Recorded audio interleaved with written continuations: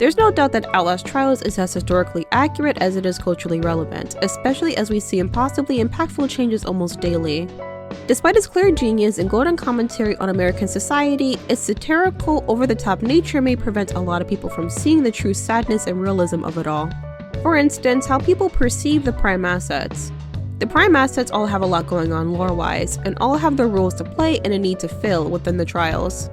A lot of the time, though, their true significance goes completely unnoticed by the immediate threat they pose and the overall fast-paced busyness of the trials, but there is still a certain character I feel a lot of people only truly see a fraction of, his significance and overall presence being a brutal but unseen irony of the society Red Bills means to replicate. Leland Coyle, former US Marine Corps and police sergeant turned Prime Asset by Murkoff, is seen as one of the lesser primes by both Murkoff and Outlast Trials players. And while true, his identity as a former Klansman makes him that much more vicious, both as a prime asset and tactic used to make Reagents that much more vulnerable and malleable. Hey, it's Nana Plays Games, aka MPG. You could say my Outlast phase came back stronger than ever. Sorry in advance.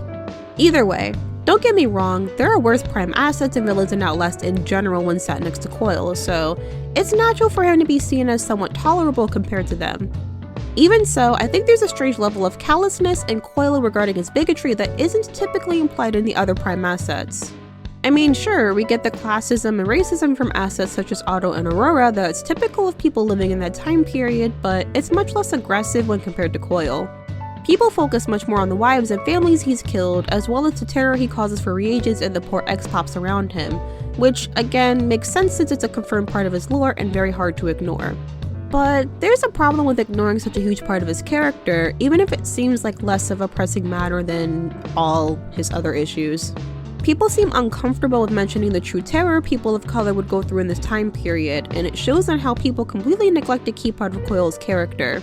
His racism paired with the power he holds makes him much more dangerous than you think. Someone with no motive for killing other than duty or pleasure is one thing. For Coyle, it's duty and pleasure that I'm sure is multiplied tenfold when you put a reagent of color in front of him. It's impossible to separate that part of him from his character, nor should people try to do so.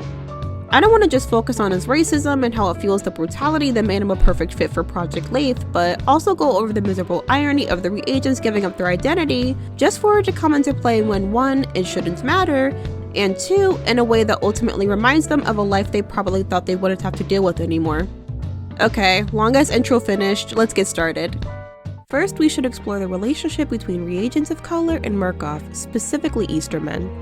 The events of Outlast Trials takes place in 1959, a few years after the Korean War and not even 15 years after the start of a very long, tense Cold War. During this time period, many things were happening either in the US or around the world that would gain the attention of the US.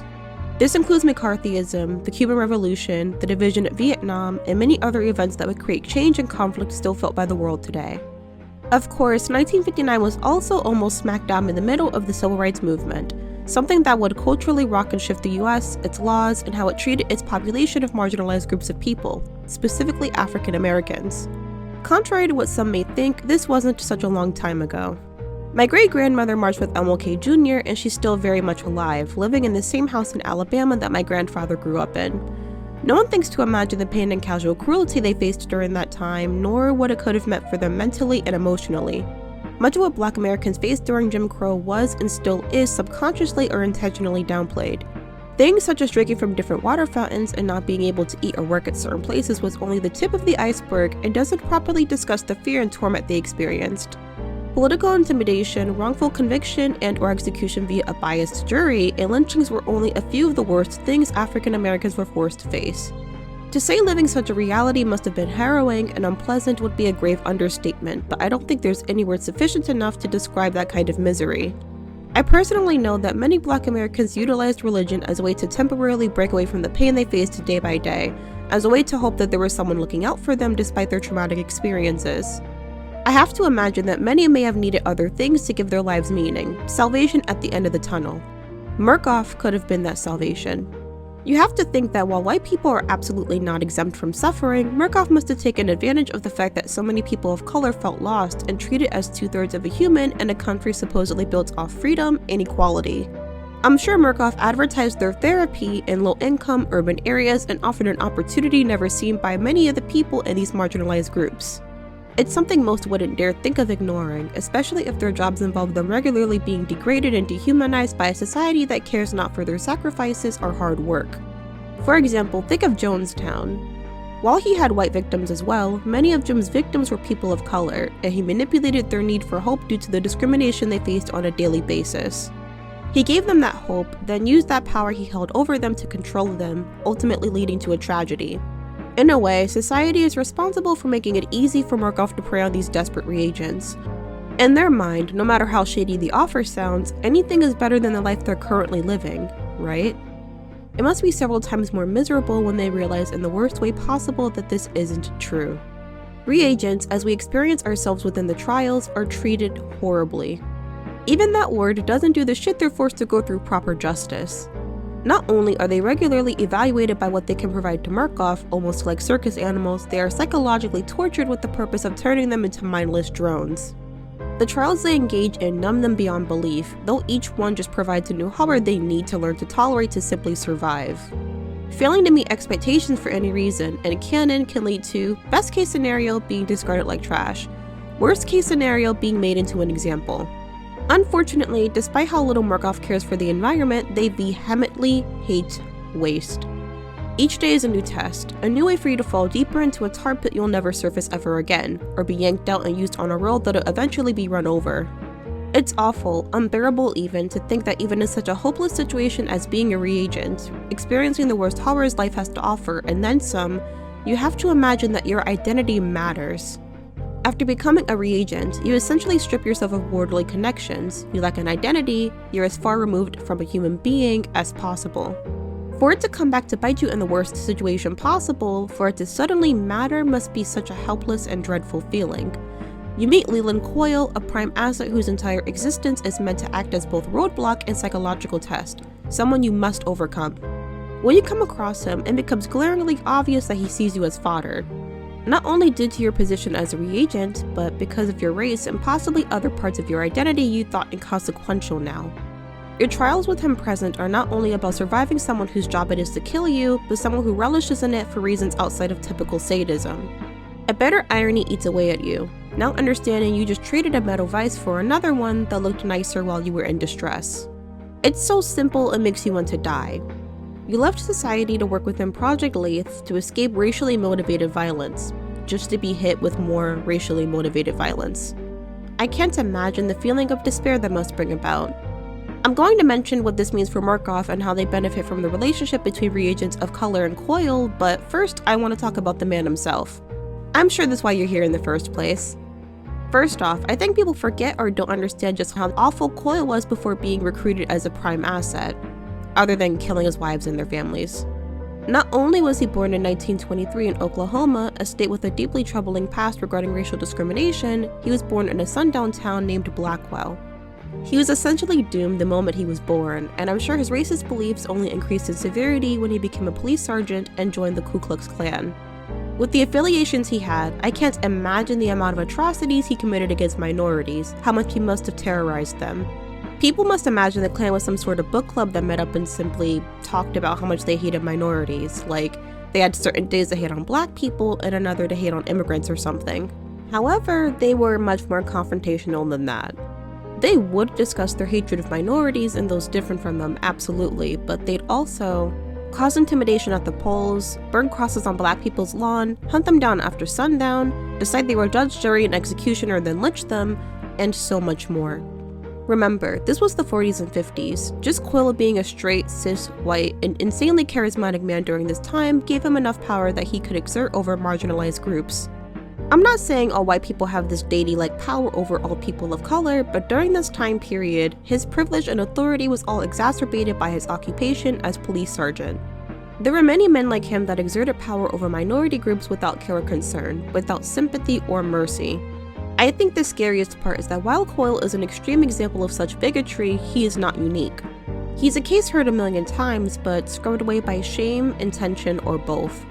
Coyle's racism, like many others, is also what ultimately fuels his insecurities and need for total and utter control over people.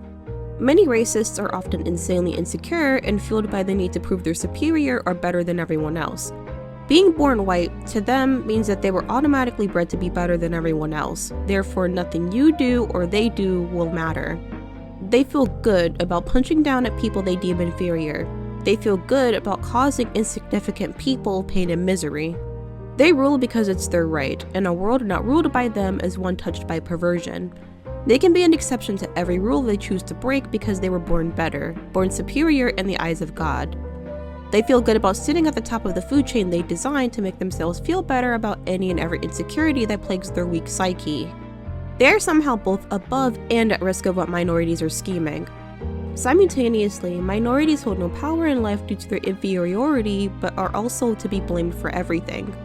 Any deviation from their rigid status quo is something to be feared, even in a world where they are, allegedly, always incomparably better. Their hubris and uncertainty about their role in the world feed each other incessantly, creating a terrifying level of aggression that's unique. I have reason to believe that this is what makes Coyle who he is, his propensity for violence that stems from both his feeling of unbearable weakness and overwhelming dominance.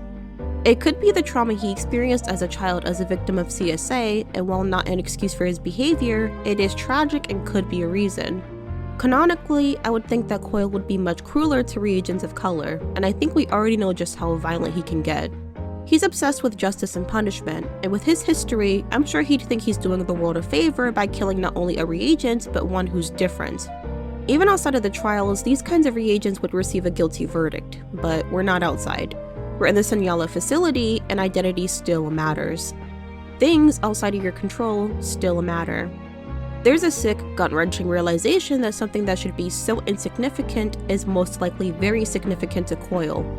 Again, there's also something about killing to feed bigotry-oriented sadism that is uniquely horrifying when compared to other motives for murder. Think of the Skins faction from the survival horror game Manhunt. To put it briefly, Manhunt is a game about James Earl Cash, death row inmate who was executed by the state. Except he wasn't executed, rather drugged and kidnapped, then forced to play a leading part in a snuff film. He'd be tasked with getting through certain sections of a run-down, crime-ridden city while being hunted down by different gangs asked to kill him. One gang in particular, the Skins, are a gang of people who like White Hoods a little too much, who not only want to kill Cash because it's their job, but because they believe he's mixed. While they're one of the first gangs you run into, and it only gets worse, their motivation in particular is both a frustrating and disgusting thing. It just seems so unimportant, like, this is part of the reason you want to kill me? Really? Anyway, chasing around a minority and trying to kill them, I bet Coyle feels right at home at the Sonyala facility. Jokes aside, I believe he, maybe not entirely intentional by Murkoff, serves as a reminder to certain reagents of their old lives. Murkoff, Easterman specifically, positions himself as a father, someone that protects you when necessary, but also very capable of hurting you just as quickly. Of course, it's just a theory, but perhaps the praise reagents of color may receive upon completing a trial with Coyle, someone designed to make their lives harder in ways unseen by most, scratches at an itch that living their original lives just couldn't.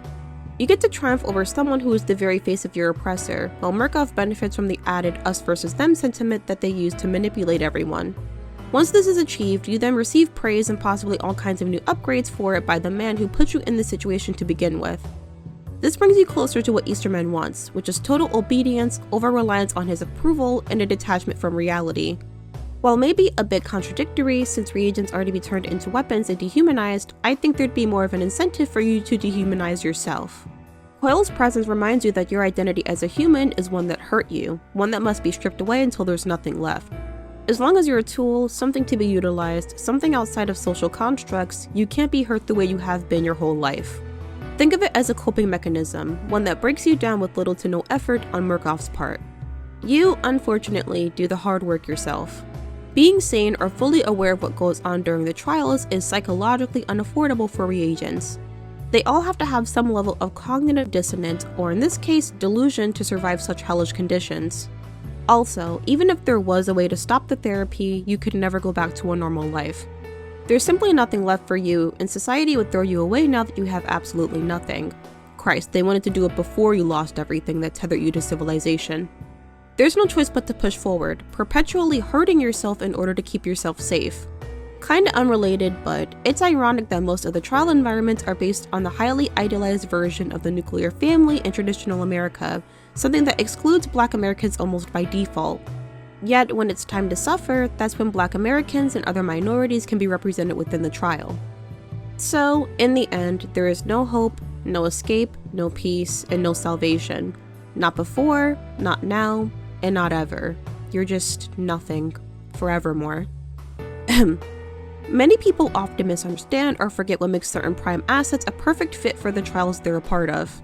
Coyle, while he's one of the quote-unquote lesser primes, is just as complex as the others, and every area of his character should be treated as important. I think he's beautifully written, and it wasn't until doing my own research and understanding what his past means for his present that I was able to fully understand him.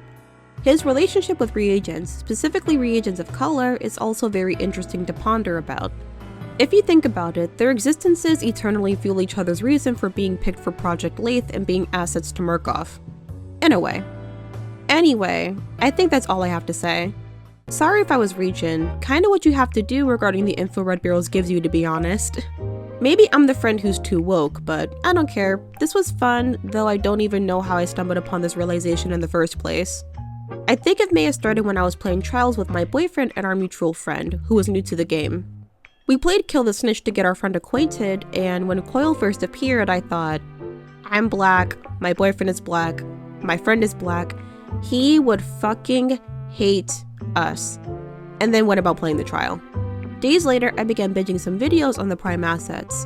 It was mostly things I already knew, but many people would neglect to mention Coyle's racism, and I thought it was a bit strange.